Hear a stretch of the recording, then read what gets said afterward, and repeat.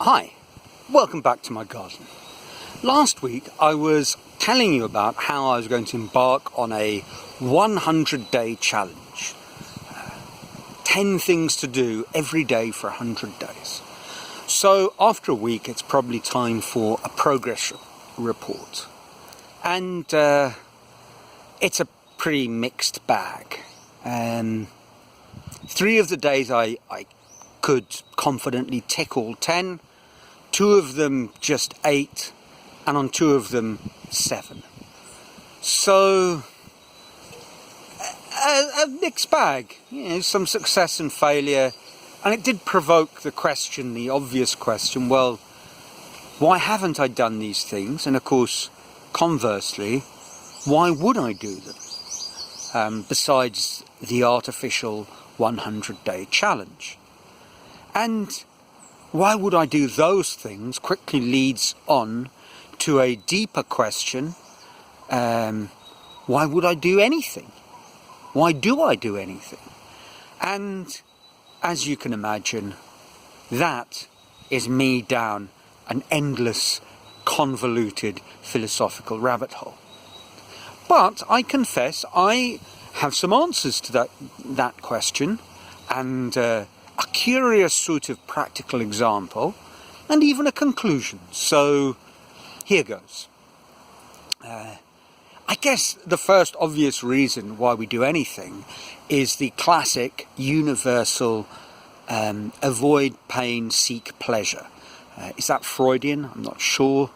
And one could make an argument, perhaps a sea lawyerish semantic sort of argument, but a strong argument that everything really just boils down to that.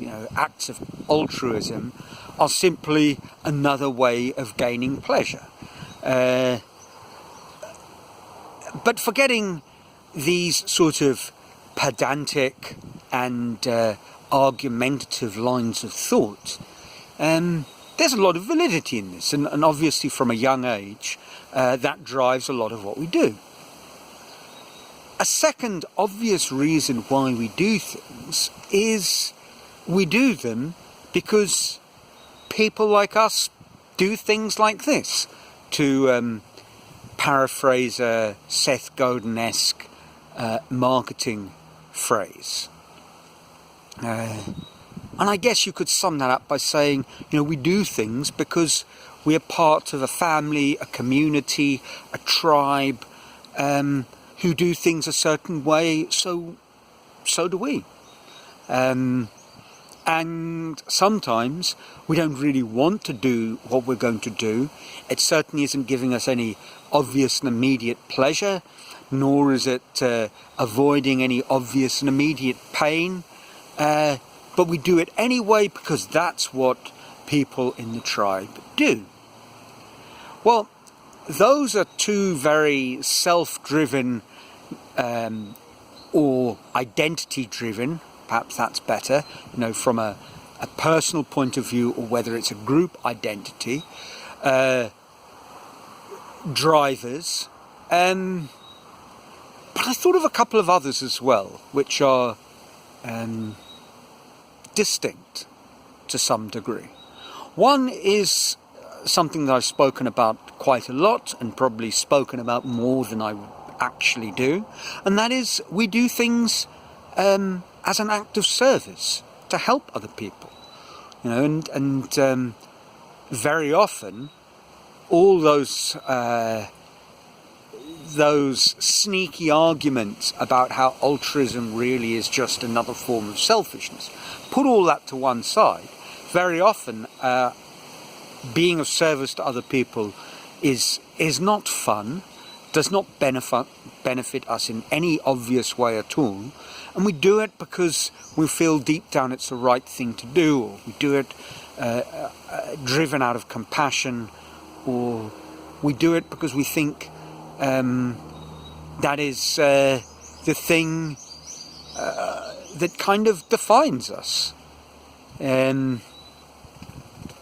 So again, it kind of defines us. Are we slipping into that tribe argument?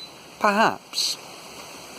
And a fourth potentially distinct reason to do things, something that I've been speaking about a lot, and I think is certainly a big motivator for me. It is this striving towards mastery. So we do things simply because we are polishing our stone. We're not Sisyphus pushing the rock up the hill aimlessly.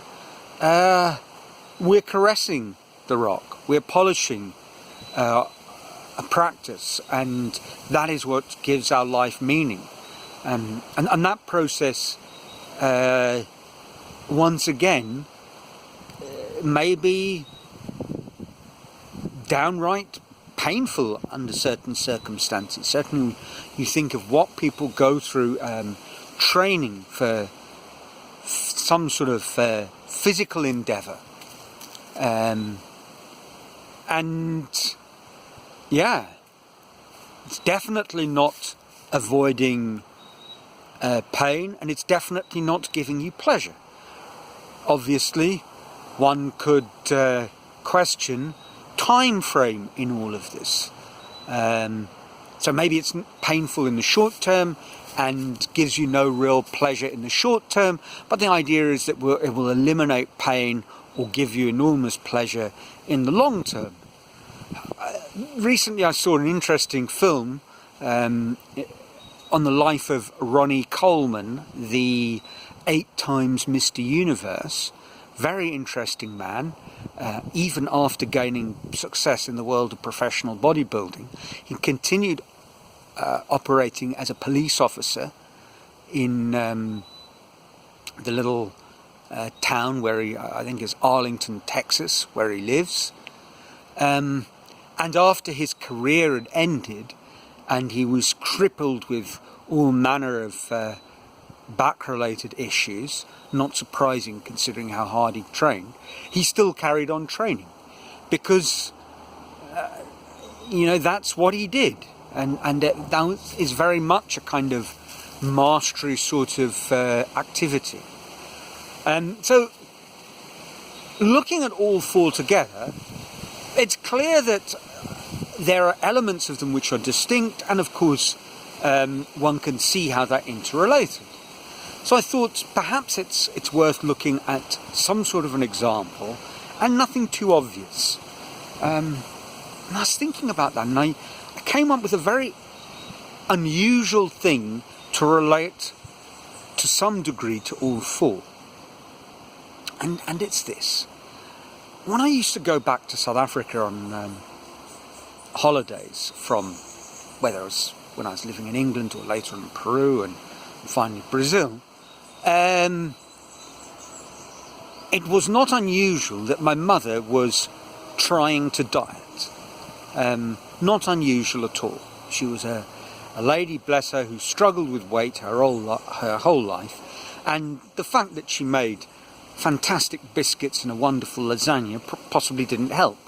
And she wasn't particularly sporty per se, so attempts at exercise, frequently were mired in diversion and for that matter, back trouble. So I'd come on holiday to South Africa, and needless to say, my mother would be going through one of her spells of diet. And one day she said to me, I found this fantastic diet, the rotation diet, which was developed by I think a psychologist actually at the University of Vanderbilt, Harvey Katan. And in a nutshell, the diet was basically one of reduced calories, but it only lasted 3 weeks. And you would do the first week 1800 rather than say 2200 calories for an adult male. The second week you'd go down to a much lower calorie intake, which I think was 1500, or maybe 1500 for some days, and then you had a spell on 1200, and then you went back to 1500, and then you ended off, maybe it wasn't a whole week on 1800, now that I think of it, it was perhaps 3 or 4 days, and you'd end off on the 1800 again. The thinking was that these long-term reduced calorie diets always fail because your metabolism simply goes into survival mode, and then as soon as you come off the diet, you have your normal intake with a much slower metabolism. Whereas these very short bursts are just long enough to not tip your metabolism into slowing down. And at the same time, you're encouraged on the diet to exercise a lot, and I would, And over the course of these diets, every time I had an almost uniform level of success. I'd lose about 9 kilograms in 3 weeks and become much, much fitter. So enormous success for me. Why was I doing it? Well, certainly it wasn't fun.